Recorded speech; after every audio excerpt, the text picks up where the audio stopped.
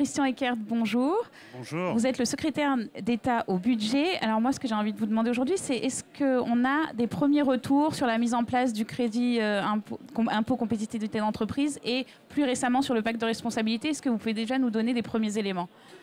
Oui, bien sûr, sur le crédit impôt, le retour que l'on a des entreprises, des entrepreneurs, j'en ai rencontré quelques-uns tout à l'heure sur un des stands de la Lorraine, c'est qu'ils ont compris que c'était une mesure importante, qui va d'ailleurs monter en puissance, puisqu'elle sera de 50% plus élevée cette année que l'année dernière. C'était l'objectif. C'est près de 10 milliards d'euros qui sont remis dans les marges, si j'ose dire, des entreprises, à disposition des entreprises.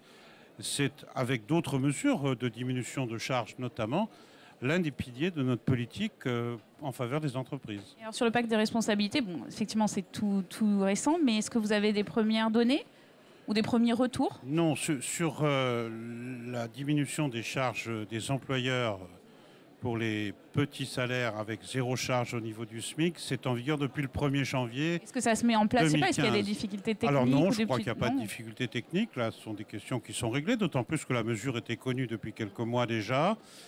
Et je pense que là aussi, ça va avoir un effet assez important, puisque là, les payes du mois de janvier ont été faites.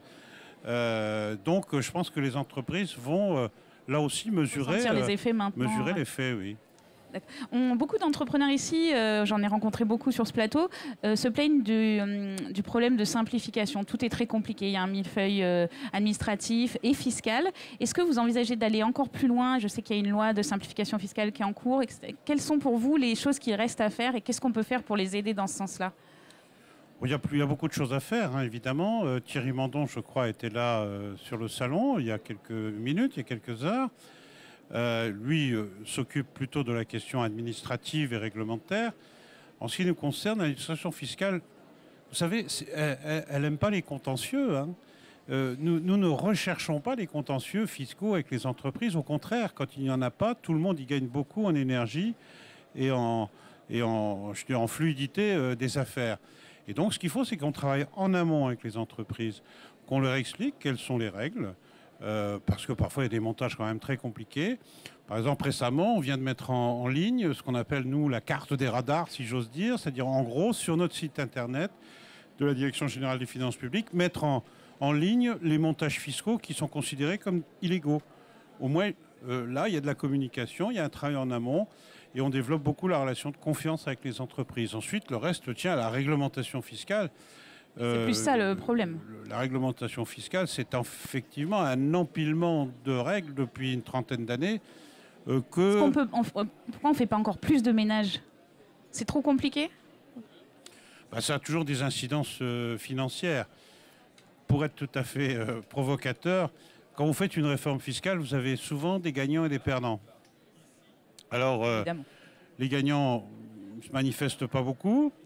Les perdants, par contre, se manifestent beaucoup. Et si vous voulez faire une réforme fiscale sans faire de perdants, eh bien, c'est quelque chose qui coûte plus cher au budget de l'État. Et en période de déficit, c'est encore plus difficile que quand tout va bien. Et quand tout va bien, personne n'a envie de réformer. Donc voilà, c'est une démarche de longue haleine. Mais je crois franchement qu'en matière de fiscalité, les choses s'améliorent. Mais on part de loin. Alors plus globalement, beaucoup estiment que l'État aide beaucoup les entreprises et pas assez les ménages. Qu'est-ce que vous en pensez? Alors ça, c'est un débat politique très important qui secoue parfois, y compris la propre majorité qui soutient ce gouvernement. J'ai pour habitude de dire il n'y a pas d'entreprise sans salariés et il n'y a pas de salariés sans entreprise. Et donc, à un moment donné, tout est dans tout. Vous savez, l'un des facteurs de difficulté sociale aujourd'hui, c'est le chômage quand même.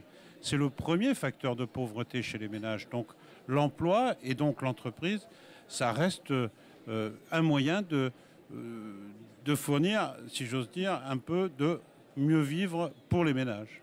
Et juste pour terminer, une petite question d'actualité. Qu'est-ce que vous pensez du rapport du Conseil des prélèvements obligatoires sur la réforme de l'impôt sur le revenu qui a été publié hier dans les Échos? Est-ce qu'on va finalement enterrer définitivement la fusion IR-CSG? Comment vous avez accueilli ces propositions? D'abord, ce n'est pas une proposition, c'est un rapport. Hein. Des rapports sur la CSG et l'impôt sur le revenu, on les a empilés là aussi un peu comme les mesures fiscales. Il y a des choses intéressantes dans ce rapport, parce qu'il ne faut pas prendre que cette question à laquelle vous faisiez allusion. Par exemple, il est fait le constat que l'impôt, en général en France, est quand même très progressif. C'est souvent un reproche qu'on nous fait, on nous dit l'imposition et l'ensemble des contributions, c'est pas assez progressif. Oui, c'est progressif. D'ailleurs, l'article des Échos montrait un certain nombre de tableaux intéressants à ce sujet. Ensuite, effectivement, il dit que plutôt que de procéder à une révolution fiscale, des aménagements, c'est plus intéressant. Ce qui est dit sur la déductibilité de la CSG est d'ailleurs assez curieux, parce que l'année dernière, il y a un rapporteur général du budget que j'ai bien connu, en l'occurrence moi-même, qui avait suggéré que la déductibilité de l'impôt, de la CSG pardon, à l'impôt, soit mise sur le tapis. Alors c'est un peu technique, je vous l'accorde, mais là encore, il y a des perdants et des gagnants. Et si on ne veut pas faire de perdants, c'est quelque chose qui ne va pas se faire, effectivement. Donc la réflexion se poursuit. Merci beaucoup. Merci à vous.